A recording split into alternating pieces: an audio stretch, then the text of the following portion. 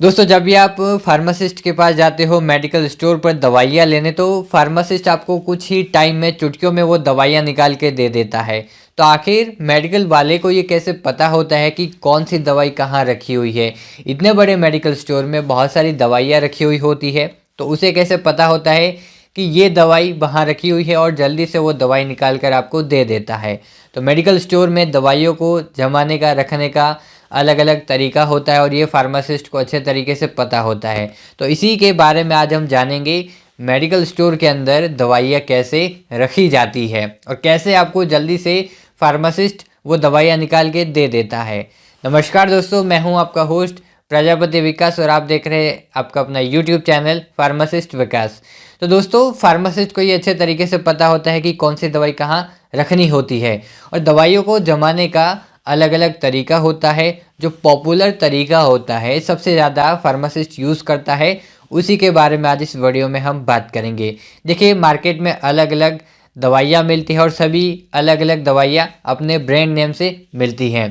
तो जो दवाइयाँ होती हैं उनको अल्फ़ाबेटिकली जमाई जाती है। जैसे कि ए नाम से शुरू होने वाली दवाइयाँ हैं उनको सभी को एक रैक में रखा जाएगा।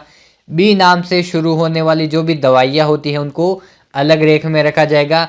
इसी प्रकार से ए बी सी डी, इस प्रकार से जो भी दवाइयों के नाम शुरू हो रहे हैं उनको एक रेख में रखा जाता है। ये तो हो गया एक तरीका।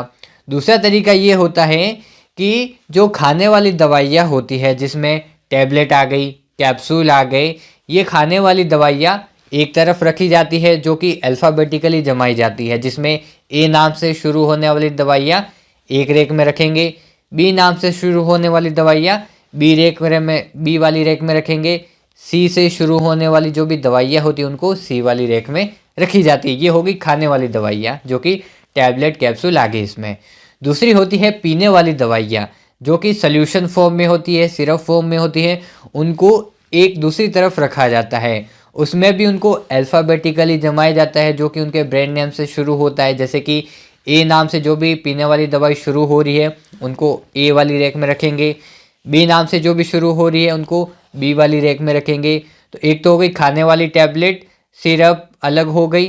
और तीसरी आती हैं स्किन के लिए जो कि ऑइंटमेंट, क्रीम, ये जो दवाइयाँ होती है क्रीम्स, ऑइंटमेंट, उनको अलग तरीके से रखा जाता है और उनमें भी उनको उसी अल्फ़ाबेटिकली जमाया जाता है। ए नाम वाली अलग, बी नाम वाली अलग। ये हो गया दूसरा तरीका। अब बात करते हैं तीसरे तरीके के बारे में, जो होता है उनका ब्रांड नेम और कंपनी। जैसे कि एक कंपनी अलग अलग प्रकार की दवाइयाँ बनाती है, तो एक कंपनी के जितने भी प्रोडक्ट होते हैं उनको एक रैक में रखा जाता है। दूसरे रैक में दूसरी जो भी कंपनी है उनके अलग अलग प्रोडक्ट होते हैं, उनको सारों को एक साथ रखा जाता है।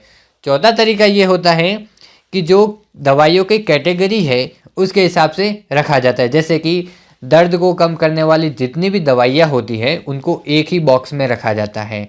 दूसरी जो एंटीबायोटिक दवाइयाँ होती हैं उनको एक दूसरे बॉक्स में रखा जाता है। गैस, एसिडिटी की जो दवाइयाँ होती हैं उनको दूसरे बॉक्स में रखा जाता है। इसी प्रकार से अलग अलग कैटेगरी की दवाइयों को अलग अलग रेक में रखा जाता है। लेकिन सबसे ज़्यादा और पॉपुलर तरीका जो यूज़ होता है वो है अल्फ़ाबेटिकली दवाइयों को जमाया जाता है। खाने वाली दवाइयाँ अलग, पीने वाली दवाइयाँ अलग, लगाने वाली दवाइयाँ अलग। और अगर कोई प्रिस्क्रिप्शन आता है, जैसे कि प्रिस्क्रिप्शन में लिखा है टैबलेट और टैबलेट का नाम जैसे कि पी से शुरू हो रहा है, डी से शुरू हो रहा है, तो फार्मासिस्ट को एक जल्दी से आइडिया हो जाता है कि हाँ, ये खाने वाली टैबलेट है और खाने वाली में उसका जो ब्रांड नेम है वो कौन से लेटर से शुरू हो रहा है। मान लीजिए डी से शुरू हो रहा है तो डी वाली रैक में जाएगा और जो भी दवाई है वो ढूंढ के लेके आ जाएगा। अगर सिरप फॉर्म में या सोल्यूशन फॉर्म में अवेलेबल है कोई दवाई तो प्रिस्क्रिप्शन पड़ेगा और सोल्यूशन वाली जो भी दवाइयाँ रखी हुई है वहीं पर जाएगा, जिस नाम से शुरू हो रही है उस रेक में जाएगा और वो दवाई लेके आ जाएगा। तो इस प्रकार से फार्मासिस्ट को पता रहता है कि कौन सी दवाई कहाँ रखी हुई है। ये जो सारा डिटेल से वीडियो है मैंने आपको बताया है ताकि आप लोगों को समझ में आ जाए कि फार्मासिस्ट आखिर चुटकियों में वो दवाई कैसे निकाल कर लेके आ जाता है। तो आई होप वीडियो आपके लिए हेल्पफुल होगा। अपने दोस्तों को भी शेयर कीजिएगा ताकि ये जानकारी उनको मिल सके। आज के लिए इतना ही, धन्यवाद।